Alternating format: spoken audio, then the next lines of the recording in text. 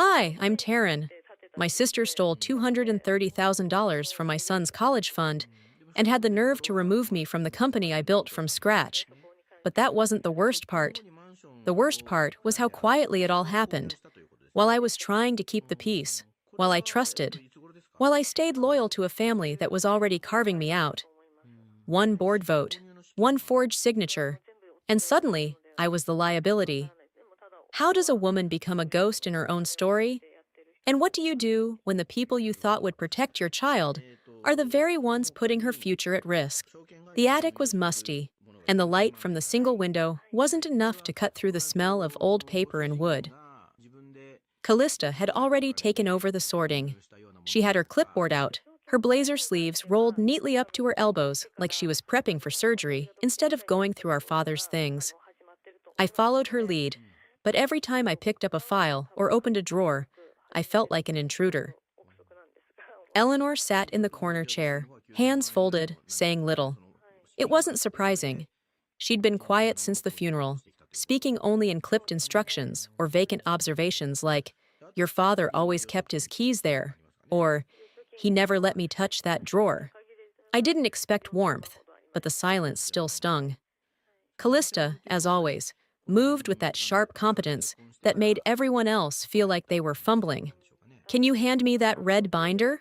she asked without looking up. I passed it over.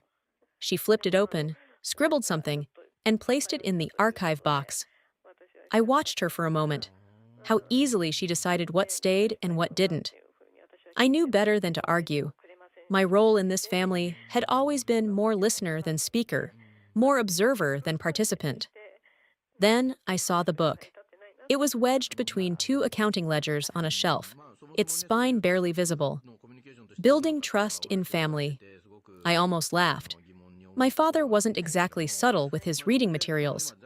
I pulled it out, intending to glance through it, maybe find a margin note or highlighted passage. Instead, something slipped from inside and landed softly on my shoe. It was a folded letter, yellowed at the edges. The handwriting was unmistakably his, precise, blocky, the way he always signed birthday cards. I opened it slowly. My intention is that both of my daughters be treated equally, not just in assets, but in control. Taryn has as much stake in this company's future as Callista. That's my wish. I froze. That wasn't what was read aloud 2 weeks ago. The will Callista presented said we split everything equally, yes, but it gave her full control. She was named the sole executor, with sweeping authority over decisions, finances, legacy, and I had accepted it, silently, stupidly. I remembered sitting in that room, Eleanor weeping quietly, Callista reading from the legal document like it was scripture. I remembered nodding, numb from grief, not questioning a single word. But the signature, the one on the letter I held now, it had that odd flourish he used only for personal letters. The will's signature? It had been cleaner, more formal, like a template. Maybe it meant nothing. Maybe it meant everything. My phone buzzed in my pocket. I glanced at the screen. A message from Gavin. I hadn't spoken to him in over a year, not since we finalized the divorce and agreed Jolie would live with me full-time. There was no reason for him to text me now. "I know it's none of my business, but I warned you about her." No hello, no context, just that. I stared at the message longer than I should have. I didn't respond. There wasn't anything I could say that would make sense. That night, we had dinner together. The three of us. It was the first family meal since the funeral. Eleanor had made her usual dry roast, and Callista brought a bottle of wine I hadn't asked for. She poured herself a glass and sat down, right in our father's chair. Neither of them blinked. Eleanor passed the rolls like nothing had changed. But I saw it. The way Callista's fingers drummed on the table. The way she folded her napkin just like he used to. The way she looked across the table like this was hers now. I didn't say anything. I chewed. I nodded. I watched. After dinner, I drove home in silence. Jolie was at a friend's. The house was still. I walked into my office and opened the small lockbox my father gave me 5 years ago. I hadn't touched it in ages. Inside were documents, birth certificates, old partnership notes, and a thick envelope with my name written in his hand. I pulled it out. On the front, it said, "In case they turn on each other." The envelope sat on the table, like it had something to say. I hadn't touched it since last night, but I hadn't stopped thinking about it either. Morning light poured through the kitchen blinds, casting long slats across the surface, and I sat there, still in the same sweatshirt I'd slept in, just staring at my name written in my father's handwriting. Inside, nestled between folded instructions and a copy of his old business ledger, was a scanned power of attorney, dated 11 months ago, signed by me. I remembered the day I'd signed it. Back then, I was running on fumes. Jolie had strep. The company payroll system had glitched again, and I hadn't eaten in almost 18 hours. I remember the office reeking of burnt coffee and panic. I was hunched over my desk, trying to juggle a conference call and a pediatric nurse who kept calling me about insurance updates. Callista had stepped in, looking composed and mildly annoyed. "This is just standard," she'd said, laying the paper down in front of me. "In case you're ever too overwhelmed to respond, it lets me help. This protects both of us." I was tired, distracted, and honestly, I believed her. I didn't read it. I just signed. Now I understood what that signature had really done. The document gave her access to every account linked to the company, including our joint college fund for Jolie. I pulled my laptop closer and opened the bank portal. My breath caught as I scrolled. 4 months ago, the withdrawals had started. Small at first, coded as company asset reallocation. I blinked at the screen, then checked the fund's history again. Every dollar was gone, no alerts, no warnings, just a steady siphon, dressed up in professional terminology. I should have seen it, but I hadn't wanted to. Later that afternoon, I stopped by my mother's house to drop off a few old documents. Eleanor was watching television, a cooking show she didn't actually seem interested in. "There's a photo album on the table," she said without looking at me. "Take it home, would you? I don't want things cluttering the den." I picked it up, the leather cover worn and familiar, the kind of book families keep in sight, but never really open. I waited until I was back home to flip through it. The pictures started in 2010. Callista at fundraisers, Callista at our father's retirement party, Callista standing beside Eleanor at Thanksgiving. Every frame was well lit and curated. I kept turning the pages, and I wasn't in a single one. Not a birthday, not a barbecue, not even the group shot from Dad's 70th, where I remember standing on the end, right next to the dessert table. I remembered laughing, holding Jolie on my hip. But here, that side of the photo had been cropped clean. It was like I'd never existed. The erasure wasn't sudden. It had been happening slowly, subtly, and I'd let it. That evening, we had dinner together again. Eleanor had made a casserole that tasted like warm salt and not much else. Callista showed up late, kissed her mother on the cheek, and sat down, again, in Dad's old chair. No one mentioned it. Over dinner, Eleanor said, "Your sister's been doing so much for the company lately. We're lucky she's stepped up." I didn't answer, just chewed. Callista smiled, not at me, not with kindness, but with that quiet satisfaction of someone who doesn't need to speak to be heard. They don't see me, I thought. They never really have. After dinner, I went home and sat at my desk, the bank screen still open. My eyes skimmed over the numbers again. I typed in the access credentials one more time, hoping maybe it had been a glitch. But it wasn't. Balance, 112.07. I closed the laptop slowly, folded my hands, and whispered to the empty room. "You did this, Callista, and I let you." The notification hit my inbox at 9:02 a.m. on a Wednesday. "Mandatory board realignment session," it read, flagged urgent, from an assistant I didn't recognize. I checked the calendar twice. No prior message, no heads up. Just that terse, formal line, like I was a stranger being told where to be. The invite listed Callista as acting executive chair. I sat back, Reread it again and again. I hadn't been consulted, not even a phone call. My chest tightened, not from shock, but from the recognition of a pattern too familiar to deny. 2 days later, I walked into the building I once opened every morning with keys still on my ring. The lobby gleamed with polished brass and fake plants. My name was still etched into the plaque near reception, but it already felt like a relic. The receptionist gave me a smile that didn't reach her eyes and handed me a printed agenda. "You'll want this," she said. The elevator ride to the top floor felt longer than usual, even though it hadn't changed. The boardroom was already half full. Leather chairs, catered coffee, air smelling faintly of citrus and tension. Callista stood near the projector screen, chatting with one of the investors, like she'd been born in that role. She didn't look at me. I scanned the room. My usual seat, the one I'd claimed for nearly a decade, wasn't at the head of the table anymore. The arrangement had been altered subtly, but deliberately. That seat now had a nameplate, Callista's. I paused for a second too long before slipping into a chair on the side. I built this floor plan, I thought. I chose that chair. No one said anything, but the air shifted slightly when I sat. I opened the agenda and froze. Under the section labeled Primary Stakeholders, there was a new name, Jolie Drayton, my daughter. Before I could speak, one of the junior board members leaned toward me with a half smile, whispering, "We assumed she'd be stepping in eventually. Legacy matters."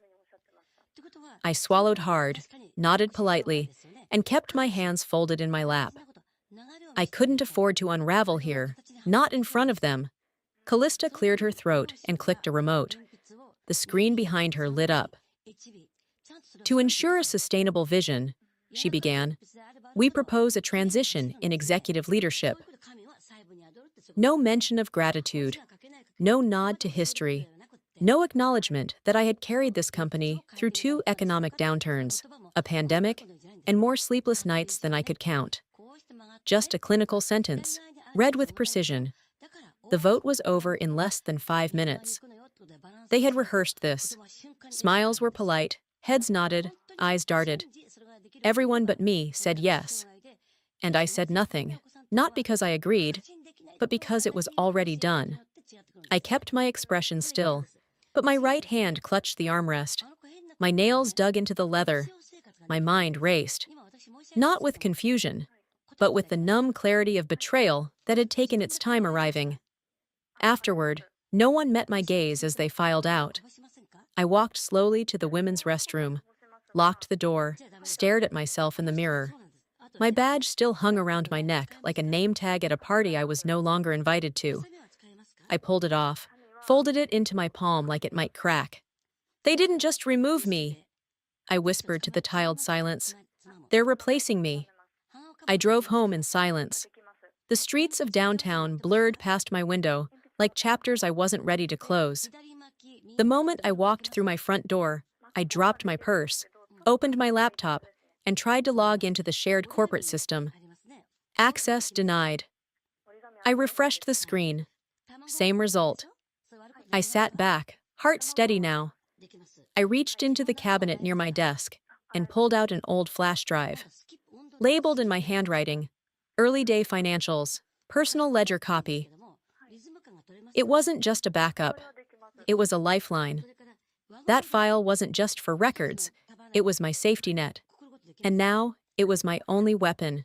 I was parked across the street from Jolie's school, engine idling, watching kids pour out of the building in their backpacks and team hoodies. The late afternoon sun streaked the windshield, warming my face, but the cold was inside me, settling in deeper every second.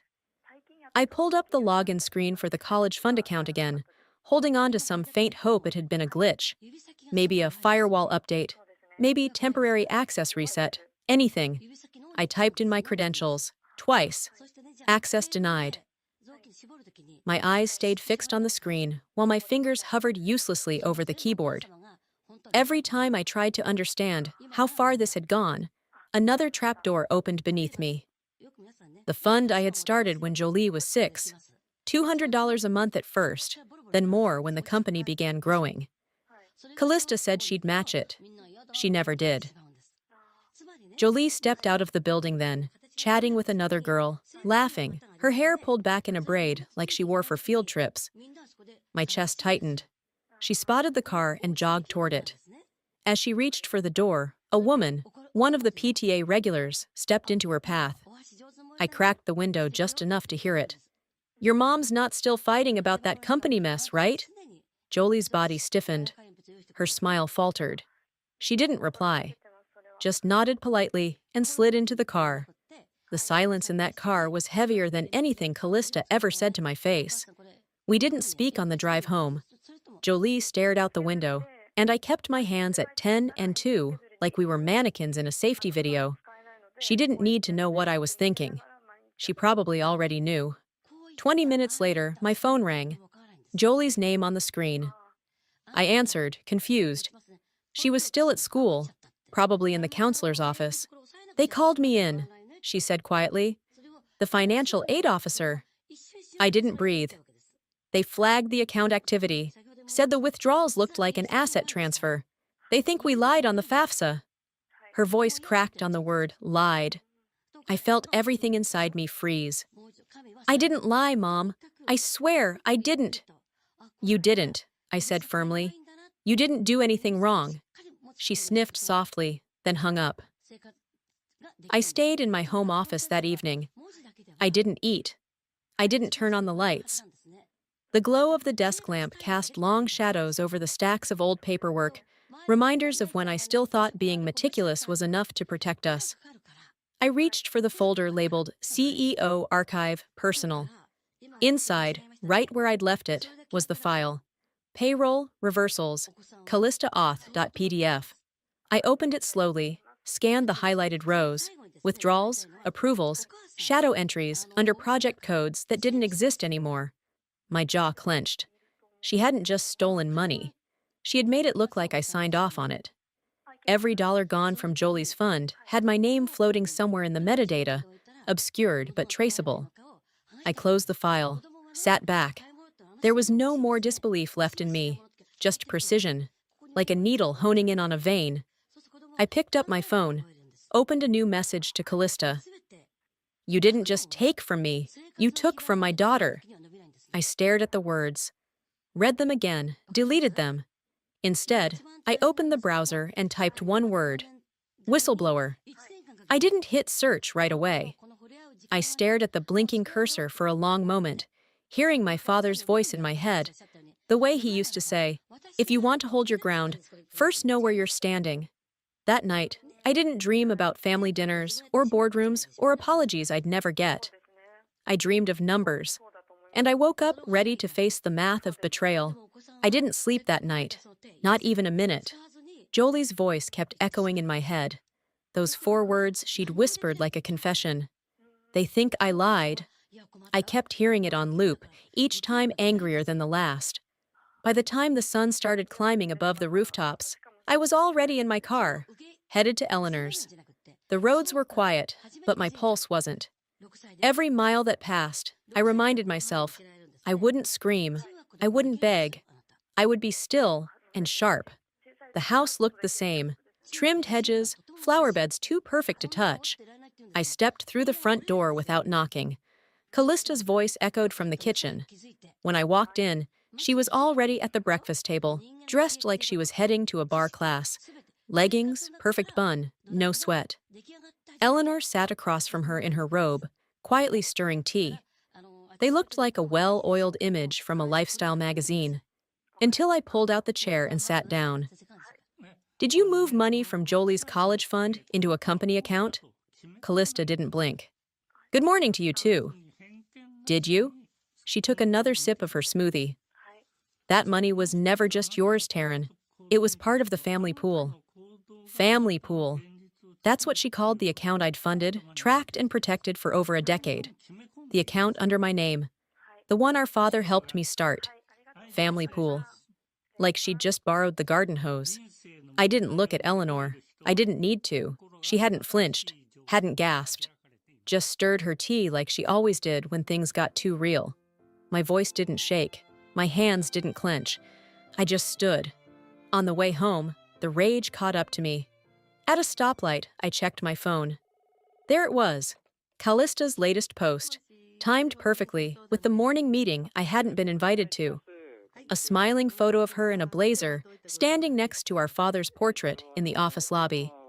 The caption read, "Sometimes we're forced to lead when others step back. Grateful for the chance to stabilize what my father built." Stabilize. She'd hijacked my story and turned it into her hero's journey. I didn't cry. I didn't even blink. I took a screenshot and saved it. Back at the house, I made coffee, sat at the kitchen table, and stared at the screen again. The notification bar filled with likes and heart emojis from people who didn't know anything real. Then my phone rang. I didn't recognize the number at first, but when I picked up, I heard the voice and knew. "Taryn, it's Marcy. Weller. I'm not really supposed to call you." She was one of the quieter board members. Been there since year 4. Always sat near the corner. Never spoke unless directly asked. "What's going on?" I asked. She hesitated. "You didn't hear this from me. But Callista's been pushing to rewrite the charter since January. The board restructure wasn't a response. It was planned." My breath caught. She's been reworking the bylaws, committee voting rights, executive decision chains. She's basically consolidated the power of 3 roles into one. I sat in silence. "Taryn, she planned this." I nodded slowly. "Thanks for telling me." "No one else will," she said softly. "They're all scared."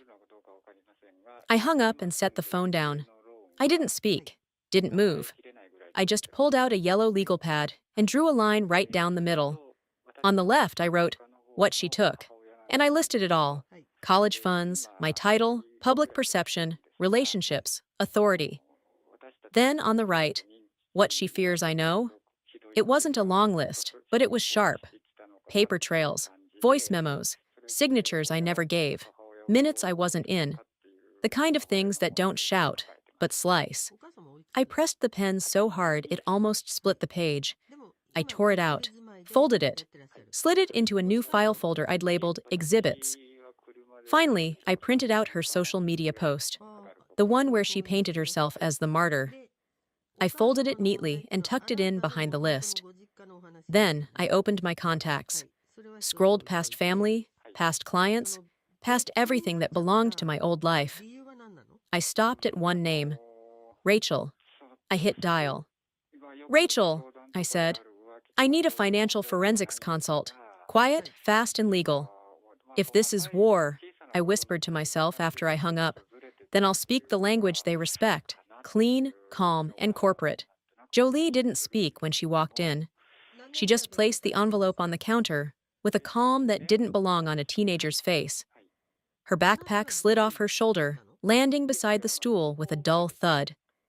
She didn't take off her shoes, didn't grab a snack, didn't make eye contact. I stared at the envelope like it was ticking. I waited until she was halfway up the stairs before I reached for it. The Stanford logo was the first thing I saw. My stomach tightened. I opened it slowly, as if gentleness could change what was inside. "Dear Ms. Hollowell, we regret to inform you, due to inconsistencies in verified financial backing." I stopped reading. So that's how it felt, watching your child's future bleed out through a paragraph. I set the letter down and walked toward her room. The door was open. She was sitting on her bed, headphones on, staring at a blank laptop screen. "Jolie." She took the headphones off but didn't look at me. "I didn't know," I said. "They didn't. I just want to stop explaining your mess to people." Her voice didn't crack. It landed clean, sharp, like she'd practiced it. Not out of spite, out of fatigue. "I'm not mad at you," she added softer. "I'm just tired of pretending I don't hear what they say." I didn't answer. I couldn't. I just nodded and stepped out quietly. The silence in my car an hour later was louder than her voice. I drove to a storage unit on the edge of town, one I hadn't opened in over 5 years. I still had the key, rusted but intact. The unit smelled like old cardboard and forgotten ambition. I dug through boxes labeled Phase 1, Tax 2014. Vendor contracts. Until I found the one marked MISC Corporate. Inside, buried beneath outdated phone chargers and branded pens, was a sealed envelope. The name on the card was C. Hollowell, but the transactions were mine. Or rather, they were made in my name. Someone had used this card, my name, to pay for things I never approved. Flights, hotel stays, meals labeled board retreat, booked months after I was ousted. I stood there with the card in my hand, the proof of impersonation pulsing in my palm. Back home, I scanned the transactions and emailed them to Rachel with a note. "This one's loud." Her reply came 30 minutes later. "Give me 72 hours. If she moved money, I'll find the fingerprints." I sat at the dining table that night and cleared everything off. Plates, candles, decorative napkins, all gone. In their place, I laid out manila folders. What I know? What I can prove? What I'm ready to say? I printed the statements, labeled the PDFs, cross-checked the timestamps. Not from anger, not anymore, from clarity. Then my phone buzzed. It was from Callista. Just one line. "You're not helping anyone by digging, Taryn." I stared at the screen, set the phone down, face down, and returned to highlighting rows on a spreadsheet. If she thought I would back down now, she had underestimated the woman she buried for years. It was a knock, not a bell. A quiet, polite knock, like the one that comes with bad news wrapped in courtesy. I opened the door and met a man in a gray suit who didn't even ask if I was Taryn Hollowell. He already knew. He handed me a thick envelope, offered a slight nod, and turned back to his car. I stood there with that envelope in my hand, the weight of it familiar by now. The words at the top were bold and cold. Notice of civil suit. Callista was suing me. Financial misconduct, defamation. The language was clean, like all legal documents, sterile, bloodless. But the message was sharp. She wants me buried before I can speak. I took a breath, set the papers on the kitchen counter, and picked up my phone. It rang twice before Eleanor answered. "Taryn? I need you to testify," I said. My voice wasn't pleading, just steady. "You don't have to pick sides. Just speak to what you know, what you saw, the facts." There was a pause, long enough that I thought maybe the line had gone dead. "I can't be in the middle of this," she said finally. "I just can't." "You've been in the middle your whole life," I replied. "You just chose not to act like it." She didn't respond. I didn't wait for her to. An hour later, Rachel called. "I found 3, she said. 3 unauthorized transfers buried in a reserve category Callista renamed 6 months ago." She was pacing. I could hear it in her breath.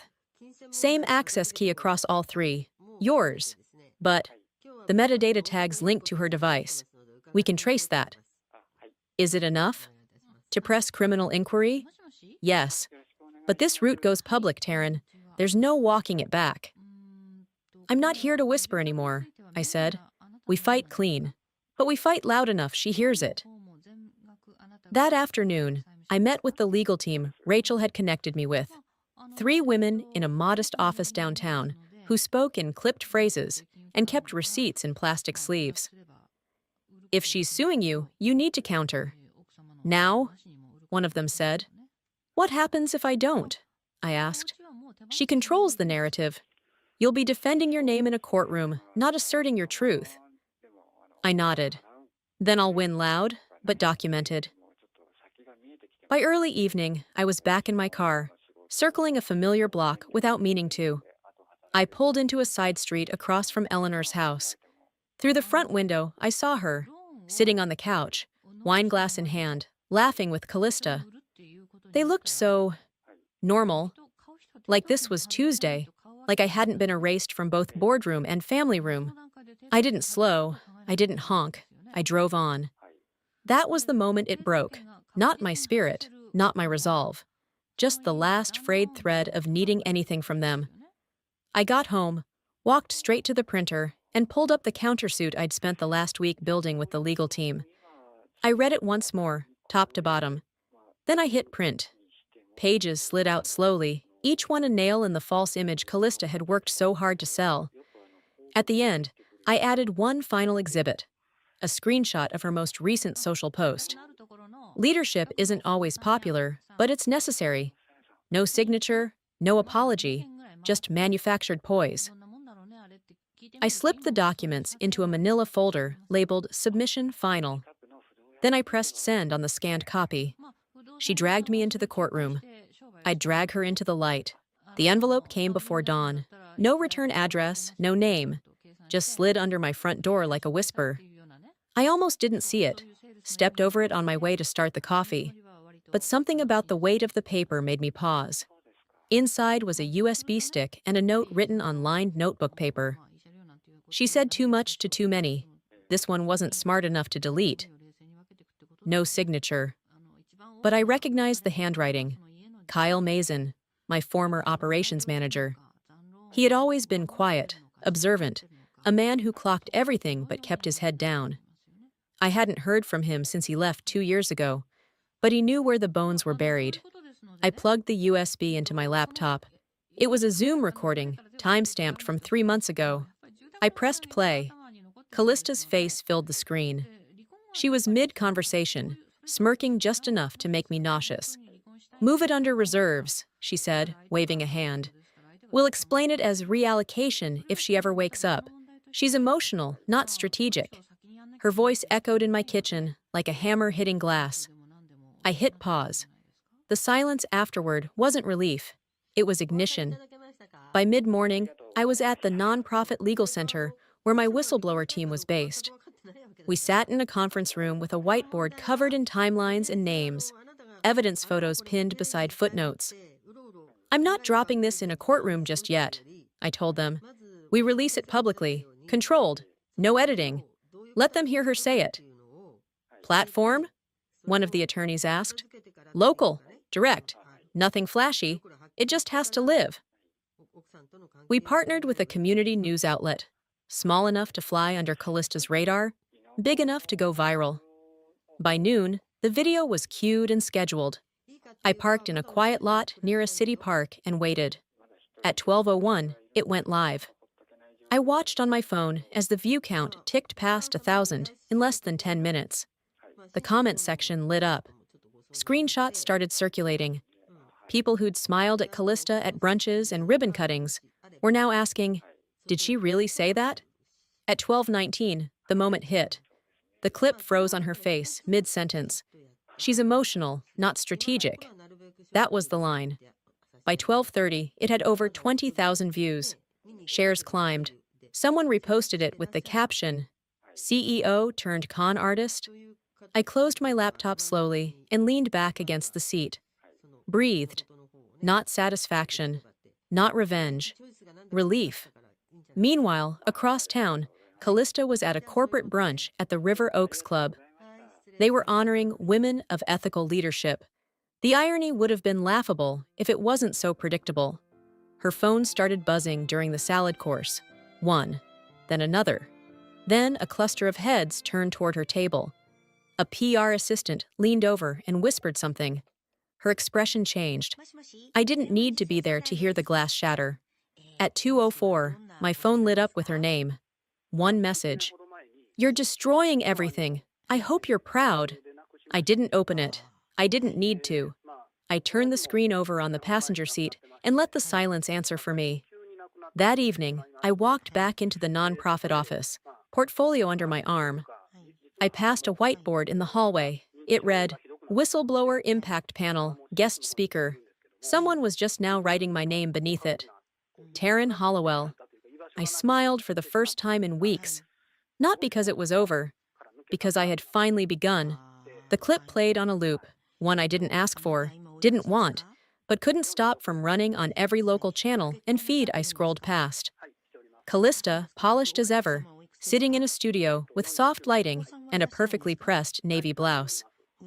The anchor leaned forward, feigning neutrality, and asked her point blank, "Are the accusations against you true?" Callista tilted her head, that same slight curve to her mouth like she was amused. These allegations are delusional and desperate, she said, voice steady, eyes fixed on the camera. I've tried to help my sister, but she refuses to be helped. I sipped my coffee. The bitterness didn't come from the drink. She had always been good at speaking lies with a tone of concern, as if betrayal was kindness. The kettle clicked off behind me. I didn't move. Later that day, Jolie sent me a message. Just a link, no context. It was a clip from a luncheon held the previous evening, an awards event for local women leaders, hosted by a group Eleanor never missed. I clicked play. Eleanor stood at the podium, smiling faintly, holding a glass award. She looked proud, poised. My daughter Callista is the one holding this family together, she said, eyes glistening. She always has been. The room applauded. I closed the laptop before it finished. Didn't throw it, didn't cry. Just unplugged it, set it aside, and sat in the quiet. That was the real fracture. Not court filings, not bank statements. But hearing your own mother praise your sister for carrying a family you were never allowed to belong to. I called Rachel as the sun dipped below the rooftops. They're shifting the story fast, I said. I know, she replied. But listen, we're on better footing than they are. Public perception flipped. Now this isn't just legal, it's ethical, and that's harder for her to fake. There was a pause. People are watching, Taryn, she added. I'm not backing down. I never thought you would. By nightfall, the doorbell rang. I opened it to find Kyle Mazen on my porch. He looked older than I remembered, a little more gray at the temples. He held out a small flash drive. These are old internal memos, he said. Ones she tried to erase after you left. I kept backups. Why now? I asked. I stayed quiet too long, he said, eyes meeting mine. You gave me a reason not to. I didn't thank him out loud, just nodded, the kind that says more than any speech ever could. After he left, I went upstairs. The guest room still had boxes stacked in the corner, ones I hadn't opened since I moved back into this house after the divorce. Labels like someday and if needed. I peeled the tape off one. Inside were journals, photos, sketches, for a second business I never started. I didn't cry. I unpacked. Not because I had time now, but because I had truth now. This space would no longer hold forgotten things. It would hold me, as I was, as I had become. At midnight, I sat on my bed, a glass of water in hand, and reread the messages I'd received that week. Half support, half threats. A mix of empathy and skepticism that would have made the old me spiral. Now, I just filed them. She chose image, I whispered. I chose truth. Now let's see which one leaves a deeper mark. I opened a blank document and began drafting a personal statement for the next legal filing. One that wouldn't just defend me, it would define me. The envelope was thin, professional, no fanfare, just one folded page inside. A letterhead I recognized immediately. The new board. It wasn't an apology, not even close. It was an official offer. Strategic ethics consultant. A position they claimed was necessary to reestablish internal trust and transparency. It wasn't the job they took from me. It was the one I had earned through fire. I placed the letter next to my coffee and stared at it without blinking. The word that hovered in my mind wasn't satisfaction. It was balance. The quiet kind. The kind you don't cheer for, but feel settle in your bones like something overdue. 2 days later, I was standing behind a lectern in a modest press room, not at a corporate event, not on a stage. Just a room filled with folding chairs and quiet listeners. A nonprofit had invited me to speak on ethical leadership, and I said yes, not because I needed a platform, but because I had something left to say. The room was still. A woman in the third row raised her hand. How did you manage the legal pressure without breaking? I took a second. By remembering who I'd break if I didn't stand up. There wasn't applause, just stillness, which meant they heard me. After the event, I drove home slowly, traffic forgiving for once. The sky had just begun to pinken at the edges. When I pulled into the driveway, there was a small gift bag sitting on the front step. No card. Just tissue paper folded neatly inside.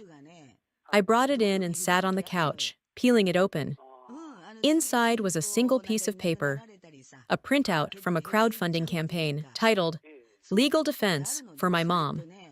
It showed 56 donations, mostly small, names I didn't recognize. At the bottom, in handwriting I knew by heart. I didn't know how else to help. Love, Jolie. I smiled through tears, not the weeping kind, just a soft release, the way tension drains after being held too long. My daughter hadn't asked for credit. She had acted when I didn't even know I needed it. Later that evening, the local news ran a quiet segment, less than 2 minutes. Callista Hollowell has stepped down from her role as interim executive to focus on personal matters. The board has not commented on internal investigations, but sources suggest a third-party audit is underway. No mention of me, no correction of the story she tried to spin, just silence wrapped in legalese. I didn't cheer, I didn't gloat. She built her fortress with my silence. When it fell, I just walked away. The next morning, Rachel and I met for coffee at a small place near the bayou. She handed me a small flash drive in a black envelope. "All records sealed," she said. "Everything's locked in. No more leaks. No more surprises." "What do I do with it?" I asked. "You can burn it, or you can keep it." I looked at the flash drive for a moment, slipped it into my purse. "I'll keep it," I said. "Not for revenge, for a reminder." By nightfall, I was back in bed, the moonlight crawling slowly across the ceiling. Jolie had gone to sleep hours earlier. The house was quiet in a new way, less heavy. I opened a fresh notebook, one I'd bought months ago and never used. On the first page, I wrote, "The truth doesn't always win, but it remembers who stayed silent." Then, just beneath it, inheritance and integrity. Some stories don't end. They evolve into warnings, into legacies, into proof that silence never saved anyone. I was cleaning out the digital clutter when I found it. An old voicemail buried under alerts and auto-renewals, marked saved. No timestamp, no subject. I tapped it out of curiosity, expecting static or one of those pocket dials my dad used to leave before his hearing aids caught up to the century. Instead, his voice filled the quiet. "I don't know if you'll ever hear this, but remember, blood doesn't always mean trust." That was it. 20 words. Recorded the week before his stroke.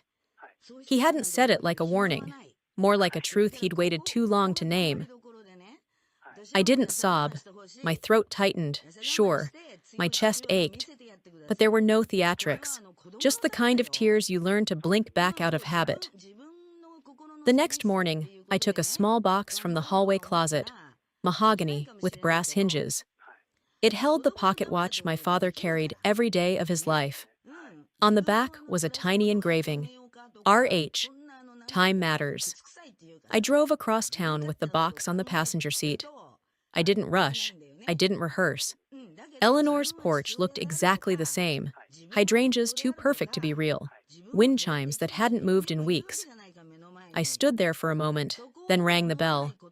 She answered in a robe, hair-pinned, her expression flickering from surprise to neutrality in seconds. "I won't come in," I said. I handed her the box. "He would have wanted you to have this."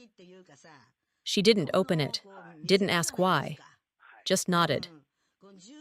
I turned and walked back to the car. There were no final words, no breakthroughs. I wasn't angry, just done asking for something she'd never learned to give. Driving away, I passed the tree-lined yard I used to play in. A memory uninvited landed in my lap. Me at 12, clutching a certificate from school. I had gotten second place in the science fair. I'd worn a red dress, the one my aunt sewed. Callista had won something bigger that day, debate champion or student of the month. I couldn't remember now. What I did remember was standing on the porch, holding that paper, while everyone clapped for her inside. No one had come out. Some patterns weren't born in adulthood, they were inherited. Back home, I didn't sit down. I started rearranging my office, cleared the old bulletin board, stacked the legal briefs, boxed the contracts. Then I pulled out the first printed draft of my manuscript. Silent accounts, a woman's ledger of loss and power. Not a tell-all, not a weapon, a mirror. It was quiet in the house when Jolie came in, dropping her backpack with a sigh. She looked tired but proud, her blazer wrinkled from debate practice, shoes muddy. "You know what topic they gave us?" she asked, tugging off her earrings. "What?" "Power isn't taken, it's given away." I raised an eyebrow. "You say that in front of a panel of judges?" "Not yet," she smirked. "But I will." We didn't say anything else, didn't need to. That line sat between us like a truth we'd both earned. Later that night, I opened a fresh folder. I labeled it Legacy. Inside, I slipped a USB with one file, my father's voicemail. On the tab, I wrote one word, unspoken. Then I turned to my laptop, opened a blank document, and typed the final chapter header for my book. The text came just after sunrise. I was slicing an apple in the kitchen, the knife moving in slow, even strokes, when my phone buzzed once on the counter. From Eleanor. "You won. I hope you know what it cost all of us." I stared at it for a moment, thumb hovering above the screen. No reaction, no flare of heat. Just a slow, full breath as I swiped it left and hit delete. No archiving, no rereading. Just gone. That was the difference now. Before, I would have crafted a response, tried to translate my grief into diplomacy. Now, I understood some words didn't need answering. Some people didn't either. 3 days later, I stood in the back room of Willow Leaf Books, a small indie shop tucked behind a florist. It wasn't packed. No media wall. Just about 24 folding chairs, a stack of my books on a card table, and a poster on an easel that read, "Silent Accounts, a woman's ledger of loss and power." I read an excerpt, answered questions, and signed names. There was a woman, mid-50s, with tired eyes, who waited until the room had mostly cleared. When I signed her copy, she leaned in and whispered, "You gave me words for what I lived through." I didn't know what to say. I just reached out and gently touched her hand. Afterward, I walked the 2 blocks to my car, the air brisk but not biting, the kind of cool that makes you feel sharper somehow. At home, I set the book copies on the kitchen island, fed the cat, and opened the curtains wide. The light that poured in wasn't soft, it was clear, unapologetic. I sat down at the table and scrolled through the updates. Callista had stepped down from the last board position she clung to. Official statement said, "Personal matters." No investigation followed, not publicly anyway. She had disappeared from the business pages. The quiet was louder than a headline. Jolie had been accepted into a local university. She hadn't told me with fireworks, just slid the envelope across the counter one night and said, "Guess I'll need a new backpack." She had been lighter since, still fierce, but freer. Rachel had taken on 2 new whistleblower clients. She sent me an email that simply read, "Still no one like you, T." I didn't reply. She didn't need me to. And Eleanor, there had been nothing since the text. No calls, no cards, no guilt-tripped invitations. Just absence. I had thought it might hurt, but it didn't. It felt like finally having space to think, without someone breathing down your back. One afternoon, I walked past the building that used to house Hollowell & Co. My name was gone from the door. The signage had changed, new font, new colors. And yet, I didn't feel erased. That chapter didn't end me. It just finished itself. Back at the house, I stepped into my office. The walls had been repainted, the rug was new, and on one wall, framed in brushed gold, was the final quote I had printed for myself. "Your silence served them, your voice saved you." Jolie walked by, peeked in. She read the quote again for the 100th time, gave me a small smile, and kept walking. Nothing needed to be said. That night, I made tea, curled into my chair, and pulled out a fresh notebook. I flipped past the first few empty pages and began writing. I didn't get justice in the way people expect. I got it in the way I needed, by surviving on my terms. And I'm still here. I let the pen hover for a moment. Then, at the top of a clean page, I wrote 2 words. Next story.